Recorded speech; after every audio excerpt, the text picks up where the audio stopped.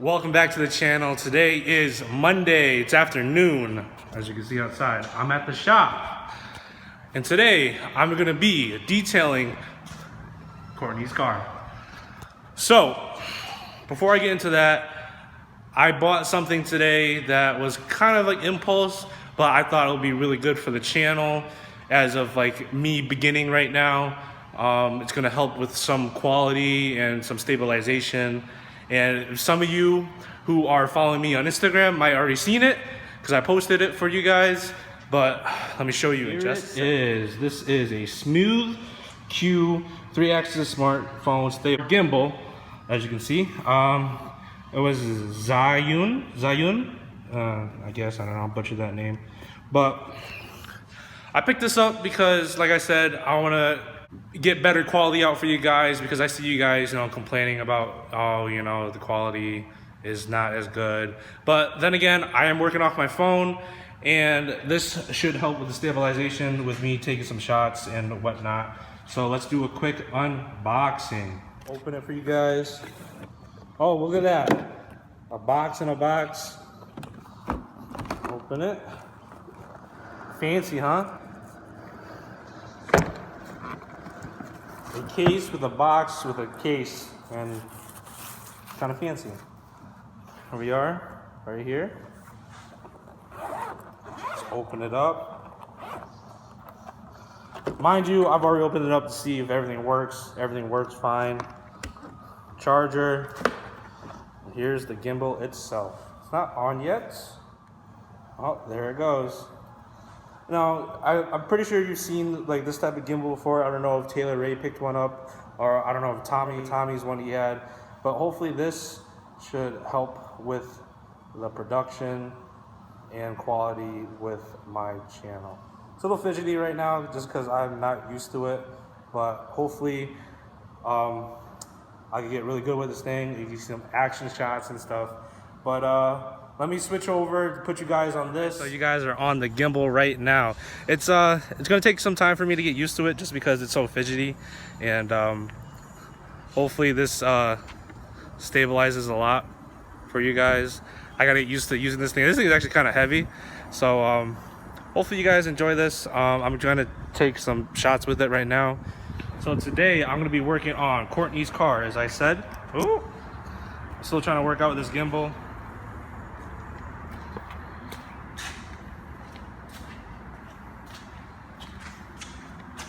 Well, this thing's a little fidgety, sorry. So as you can see from the car right here,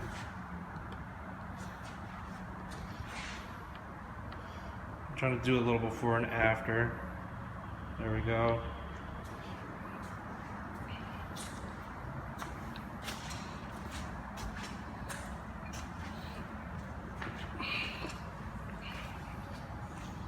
Before and after the exterior. Some bird shit on it. Some salt still from Connecticut. Interior.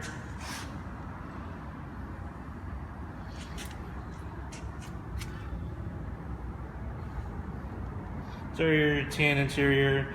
Tan interior is not my favorite to clean just because once they're stained for life. But I could do my best with it, so we'll see. Let's get the shot of the back seat. Back seat right here. No, not that bad. Right now, I'm gonna actually just get off the gimbal just because this is a little tough for me to get used to right now. So let me take you guys off and off the gimbal now, just with my arm, my hands. So let me know if you guys are stoked on the gimbal. Let me just try to get used to it first, and then I'll get to using it on the daily or whenever I record. But right now, let me give you a better look on how the before looks on her car. So she requested for me to take off her stickers, and that's one of the things I'm going to be doing today as well, besides cleaning the whole entire car. As you can see, with all the dirt and sand and stuff from Connecticut and the salt.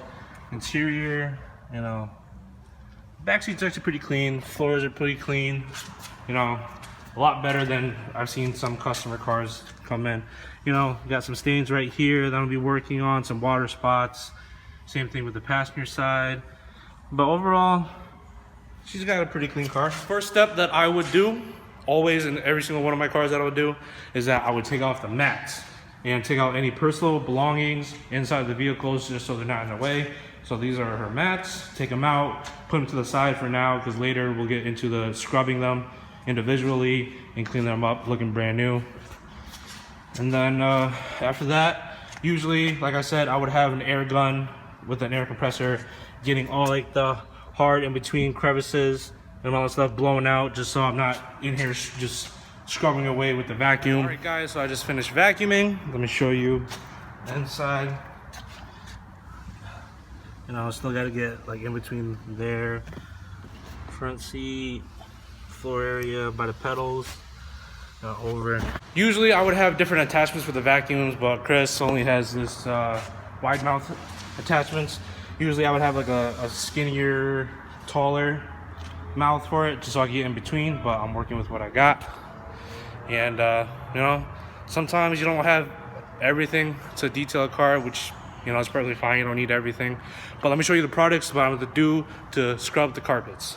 So here is my little arsenal that we just updated on a little bit. So back to the tough stuff for the carpet cleaner or shampoo, whatever you want to call it. This big ass brush again with the handle. And this is what I meant by getting in between like the small spaces in between the seat rails and all that stuff. They go from like a regular bristle brush to I think a copper into like a metal, I believe, but it just goes by stiffness. I usually just stick to this one just because I don't know how this carpet is going to react to the stiffer ones, so I'll just use the softer one. And then we have a smaller hand brush that we can use to scrub. So let me get into it and I'll show you guys a little portion. And yeah. All right guys, back here we are on the last portion of scrubbing the carpets. I did everything around it besides the driver's side. So normally what I do is that I would spray the carpet as like a pre-soak just to get everything all moisturized again, and then, you know, for the stains. But as a detailer, we think that tan interior is the worst interior that can possibly have in a car, just because once they're stained, it's pretty tough to get out unless you act fast with it. But I'm gonna try to work my magic on these stains. And yeah, so yeah, as I said, we pre-soak the seats with the stains, all that stuff, you know, and then we spray the carpet down a good amount. Then you take your brush, whichever you have the small brush the handle, or this one.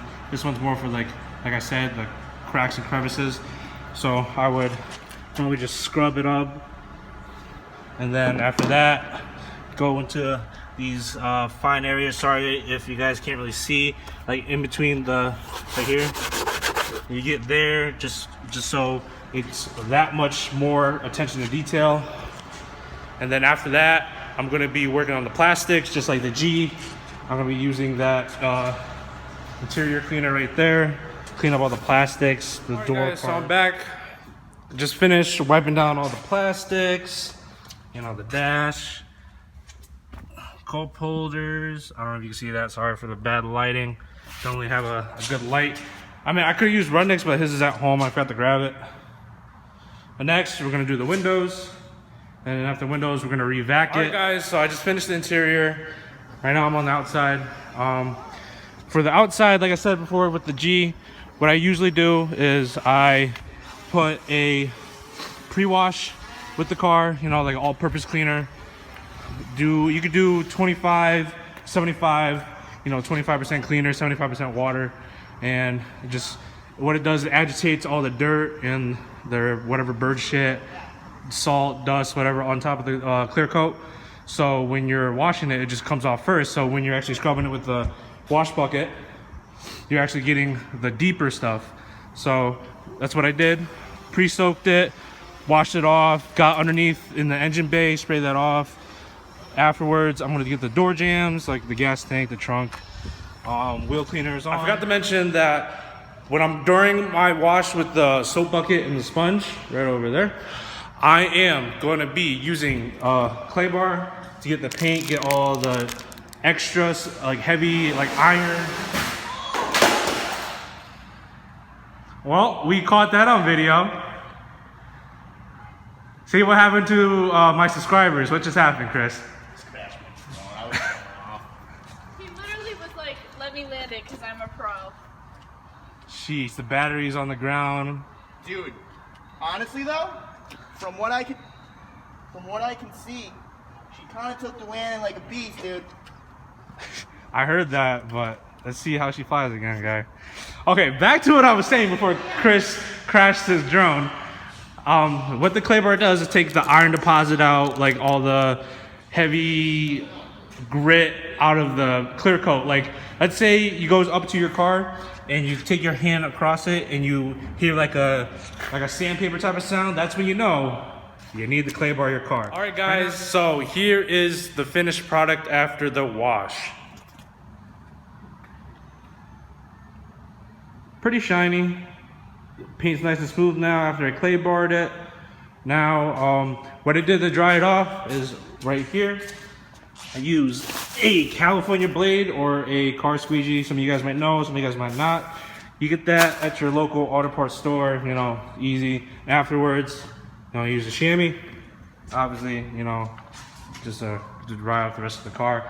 But that's what I gotta do right now, dry off the rest of the car, get ready to be waxed, and then I am all set with the car. All right, guys, I just finished the car. Here's the finished product. Looks fucking good. Looks better than the fucking G. What's going on with that, dude? Not finished with it yet, guy. You're hitting on my girlfriend already. You just moved in. What are you talking about? You fucking got her car cleaner than that piece of Okay. Females kind of take priority when it comes, you know. But yeah, I just finished the car, waxed it and everything, and I'll show you guys the interior. Got most of the stains out, all the dirt between the crevices and stuff. Dried out the glove, not glove box, wow, cup holders, and then, yeah. Did you get the pickle juice stain out? I think so. I didn't see a pickle juice stain. Yeah, I was a little drunk and I spilled pickle juice all over the car. So. Runick exposed. Only on my channel.